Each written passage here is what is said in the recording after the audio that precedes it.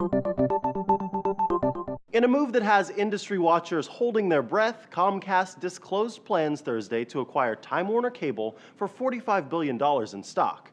As an analyst tells CNBC, I think the shareholders will be very happy, but obviously they'll be a bit concerned about whether this is going to get approved, and that's what everyone's going to be looking at over the next few months. The New York Times notes an acquisition would merge the two largest cable TV providers in the U.S.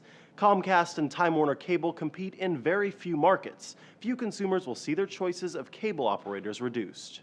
Still, says Bloomberg, it isn't necessarily a good deal for customers. The bigger the cable company you are, the more control you have over the customers, and therefore you can push the pricing up higher. The longer-term impact will be edgingly higher prices to the end customer. It's ultimately up to the FCC to decide whether the deal will go forward from here, CNN quotes watchdog group Free Press. No one woke up this morning wishing their cable company was bigger or had more control over what they could watch or download.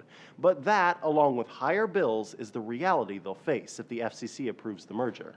And GigaOhm points out the FCC has the opportunity to force Comcast to play by its rules on this deal. It could establish non-discriminatory and transparent policies. Even if the FCC doesn't want to open the door to any new regulations on network neutrality, it could protect net neutrality for millions for a few years' time with conditions on this transaction. And now it's up to the FCC. Pending regulatory approval, Comcast merger is expected to close by the end of 2014. For Newsy, I'm Micah Sargent. Multiple sources, a broader view.